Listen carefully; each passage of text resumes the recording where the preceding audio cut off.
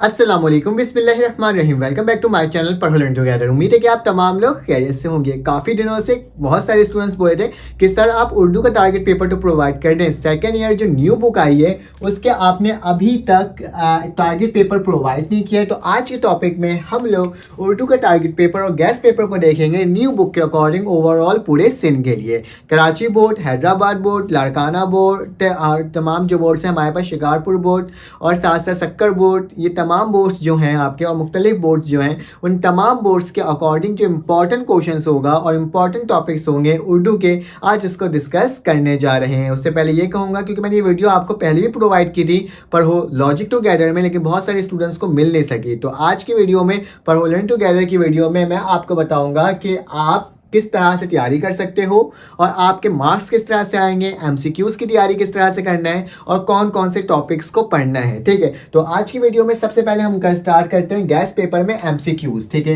कि स्टूडेंट्स कहते हैं कि एमसीक्यूज़ का क्या करें, एमसीक्यूज़ की तैयारी कैसे करें। ठीक है, तो बोर्ड ऑफ आपके पास इंटरमीडिएट यानी सेकेंड ईयर के जो स्टूडेंट्स होते हैं उनके एमसीक्यूज़ हमेशा टॉपिक्स के जो सबक के नाम होते हैं ना, आपके जो नसर निगार का नाम होता है, ठीक है, उसको याद रखें। उसकी डेट ऑफ बर्थ और डेट ऑफ उनके जो इंतकाल करने के बाद का जो डेट है वो आपने याद रखना है। ठीक है, इस तरह के एमसीक्यूज़ होते हैं। या फिर आप इस तरह से देख सकते हो, आपके जो बुक के अंदर इस तरीके से, अगर कैमरे में नज़र आ रहा हो तो इस तरीके से क्या होता है, आपके पास इंडेक्स बना हुआ है। ठीक है, तो इस इंडेक्स के सामने वाली जो भी टर्म होती है ना, आपके पास नसर निगार का नाम होता है, मज़ामीन के नाम होते हैं। ठीक है, उन तमाम चीज़ों को ना आपने अच्छे से याद करना है। तो आपका बोर्ड के पेपर में जो आपके एमसीक्यूज़ होंगे वो बहुत आसान तरीके से क्या हो जाएंगे, निकल जाएंगे और आपको ज़्यादा तैयारी करने की ज़रूरत ही नहीं पड़ेगी। तो एमसीक्यूज़ की तैयारी ऐसे करनी है। अब चले आते हैं हम लोग मेन टॉपिक की तरफ, जो कि आपने लेक्चर किस तरह से तैयारी करनी है, एज ए स्मार्ट वर्क आपने किस तरह से काम करना है। ठीक है, तो सबसे पहले हम लोग मरकज़ी ख्याल को डिस्कस करेंगे। ठीक है,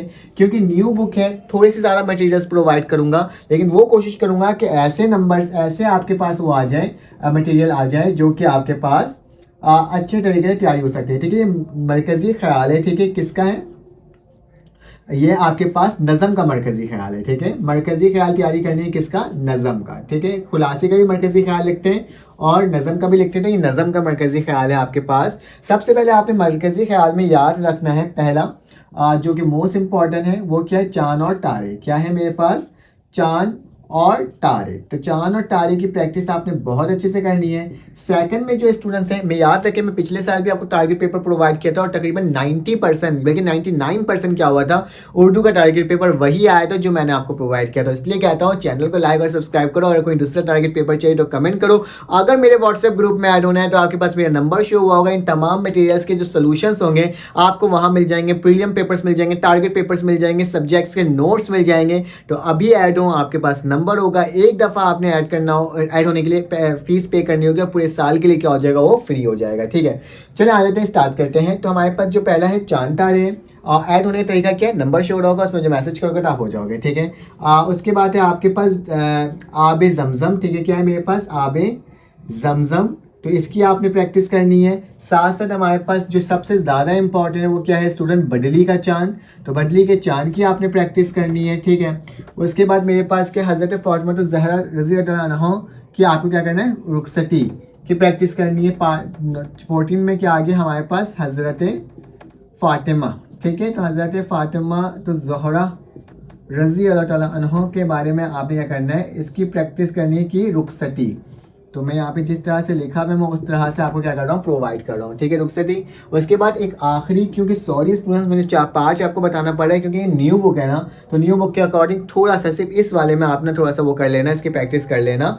दो बराए शहंशाहों की मुलाकात। ठीक है, तो ये वाला भी काफ़ी ज़्यादा बहुत ही ज़्यादा इंपॉर्टेंट है, तो इसकी भी आपने क्या करना है, आपने प्रैक्टिस करनी है। सिर्फ इसके लिए मैं कह रहा हूँ, फिर इंशाल्लाह अगर हो सके तो मैं ग्रुप में भी आपको क्या कर दूंगा, जो मोस्ट इंपॉर्टेंट होगा वही बता दूंगा। ठीक है, सारे तो इंपॉर्टेंट है ही हैं, इसकी तैयारी करो। मैं कहता हूँ जो सबसे ज़्यादा इंपॉर्टेंट है वो चांद और तारे हैं इसके अंदर भी। उसके बाद हज़रत फ़ातिमा रज़ी अल्लाह अन्हा के रुखसती है और बदली का चांद। ठीक है, बदली का चांद, ये तीन बहुत ज़्यादा इंपॉर्टेंट है। इन तीन की बहुत अच्छी तैयारी करना, बाकी इन दोनों का थोड़ा कम भी करोगे तो चलेगा। ठीक है, उसके बाद मेरे पास आ जाते हैं स्टूडेंट्स नंबर 2 खुलासा। ठीक है, अब खुलासा आप लिखो, खुलासे लिखो या फिर मरकज़ी ख्याल लिखो सबक के। ठीक है, किसके, सबक के जो होते हैं वो, तो आपने करना है। देखिए खुलासे अगर मरकज़ी ख्याल लिखना है तो मरकज़ी ख्याल भी लिख सकते हो और सबक के भी लिख सकते हो। तो इसमें जो है हमारे पास स्टूडेंट जो इम्पोर्टेंट है, सहर होने तक, एक मेरे पास कौन सा है, सहर होने तक, एक इम्पॉर्टेंट ये है। सेकंड में स्टूडेंट इम्पॉर्टेंट है ज़मीन, ज़मीन तो मोस्ट मोस्ट मोस्ट इम्पॉर्टेंट है। तीसरे नंबर पे मेरे पास है स्टूडेंट चार माल, ठीक है, चार मालदार, ठीक है। और एक आखिरी है इम्पॉर्टेंट, वो क्या है, नए दौर की लड़की, क्या, नए दौर की लड़की। तो इसकी आपने अच्छे से क्या करना है स्टूडेंट, प्रैक्टिस करना है। मैं कहता हूँ अगर आपने इसकी तैयारी कर ली ना तो हमारे पास क्या हो जाएगा, इसकी आपका समझ जाना कि बस आपका तो पेपर आराम से निकल जाएगा। इसके अंदर भी स्टूडेंट ज़मीन मोस्ट इंपॉर्टेंट है, चाल डार मार बहुत इंपॉर्टेंट है, नए दौर की लड़की बहुत इंपॉर्टेंट है। मैं बोर्ड में देख लेता हूँ कि नज़र आ रहा है कि नहीं आ रहा। जी बिल्कुल नज़र आ रहा है, तो इसको इस तरीके से मैंने लिख दिया है। अब हमारे पास क्या है, शेर की तशरीह आ गया, मैंने उसको रब कर लिया क्योंकि वो तो लिख लिया था। थर्ड पार्ट पे हम शेर की तशरीह देखेंगे। याद रखना शेर की तशरीह के लिए स्टूडेंट आपने कौन से गज़ल को देखना है, ठीक है, गज़ल में से आता है, ठीक है। या तो बन की तशरीह करनी होती है या तो शेर की तशरीह। तो मैं आपको शेर की तशरीह बता रहा हूँ। तो मीर तकी मीर आपके पास सबसे ज़्यादा इंपॉर्टेंट है, इनके तमाम शेर को देख लेना। नंबर 2 में मैं बताऊंगा आपको मीर डट के आपने क्या करना है, तमाम शेर को देखना है। याद रखना इतना पेज का लिखना शेर के, ताकि आपका क्या हो जाए, तकरीबन 1.5 पेज का तो इसकी तशरीह लिखना, ठीक है, क्योंकि हवाला भी लिखना होता है और साथ साथ ये करना होता है। 1.5 पेज की अगर आप तशरीह लिखोगे तो आपके नंबर काफ़ी अच्छे आ सकते हैं। और एक मिर्ज़ा गालिब, इन 3 शेर की तैयारी कर लेना शायर की, तो आपका क्या हो जाएगा, शेर की तशरीह निकल जाएगा, ठीक है। अब हम आते हैं इक़्तिबास की तशरीह, ठीक है, किसमें, नंबर 4 में क्या आ गया स्टूडेंट, इक़्तिबास की तशरीह, ठीक है, इक़्तिबास की तशरीह।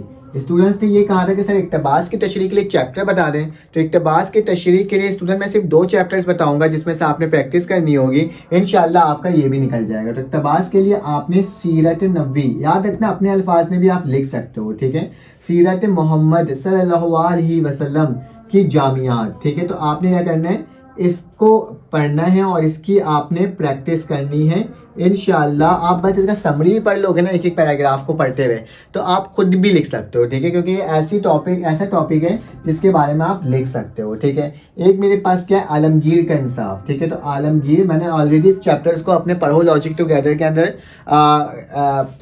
अपलोड कर दिया, आप जाके उसको भी देख सकते हो, ठीक है, आलमगीर का इंसाफ, ठीक है। तो ये 2 चैप्टर जो हैं आपके लिए क्या है स्टूडेंट, काफ़ी ज़्यादा इंपॉर्टेंट है। तो आपने इसकी तैयारी अच्छे से करना है, तो इंशाल्लाह क्या हो जाएगा, आपका हो जाएगा, ठीक है, एज इक़्तिबास की तशरीह भी, ठीक है, इन 2 चैप्टर से करोगे हो जाएगा। आगे चलते हैं, इसको आप स्क्रीनशॉट ले लो ताकि मैं इसको रब कर सकूं, ठीक है, क्योंकि हमें अब सीखना है क्या चीज़ जो कि मोस्ट इंपॉर्टेंट है। लेकिन वीडियो अच्छी लगी तो प्लीज़ लाइक और सब्सक्राइब करो, ठीक है। तो अब हमारे पास जो है वो है लॉम, जिसमें हमारे पास नसर निगार की तशरीह और शायरी खुसूसियात की तशरीह, और क्या होता है हमारे पास तबसरा जो होता है हमारे पास पूरा, और आखिर में क्या होता है, मजमून होता है, ठीक है। तो इसको भी देख लेते हैं कि इन दोनों में क्या चीज़ इंपॉर्टेंट है, कितने सवालात करने चाहिए, कितनी हेडिंग्स डालने चाहिए, ठीक है। शायराना खुसूसियात को पहले देखते हैं हम लोग। शायराना खुसूसियात जो है हमारे पास लॉम का पहला सवाल। तो शायराना खसूसियात में आपने क्या क्या चीज़ की प्रैक्टिस करनी है, किन चीज़ का ख्याल रखना है, क्योंकि काफ़ी ज़्यादा नंबर का होता है ये सवाल, ठीक है। तो सबसे पहले तो याद रखना है आपने मीर टकी मीर, इसके अंदर भी मीर टकी मीर की आपने प्रैक्टिस करनी है, ठीक है।